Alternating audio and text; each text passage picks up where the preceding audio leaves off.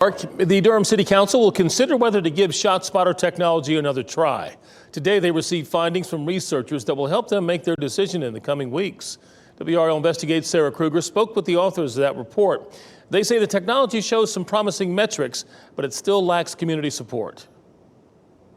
At no cost to the city, researchers here at Duke University spent months analyzing the one-year pilot of ShotSpotter in Durham. They wanted to answer two key questions. How effective was it? And what did people here in Durham think about it? ShotSpotter was controversial before it even rolled out in Durham. Some fearing it would lead to over-policing or was an infringement on privacy, as its sensors, dotted around a 3-square-mile area of the city, listen out for gunshots to then alert police.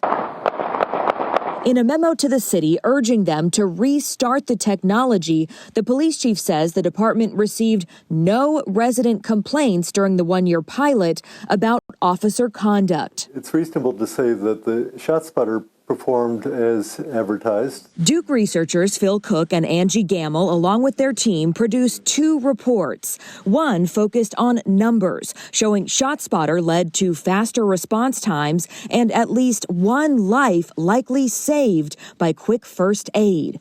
One thing they could not determine is if it reduced gun violence. Would you say ShotSpotter was a success? I think that it succeeded in the sense that it did push the needle in making gun violence investigations somewhat more productive. We don't offer a conclusion about, despite that degree of success, about whether it was worthwhile. Because, of course, on the other side of the ledger, there are costs. Cook says that includes financial and time cost, as officers were made aware of more shootings.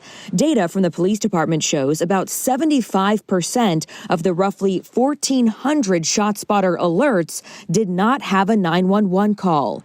The second report focused on community sentiment, which found more people strongly opposed than strongly in favor. Reasons for that seemed to stem more from a lack of trust with policing as an institution. The reports did not offer a formal recommendation about how City Council should vote. They were intended to be purely informative.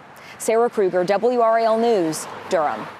A 3-year contract with ShotSpotter in Durham would cost taxpayers just over $650,000. 6 other North Carolina cities use it, including Goldsboro, Rocky Mount, and Fayetteville.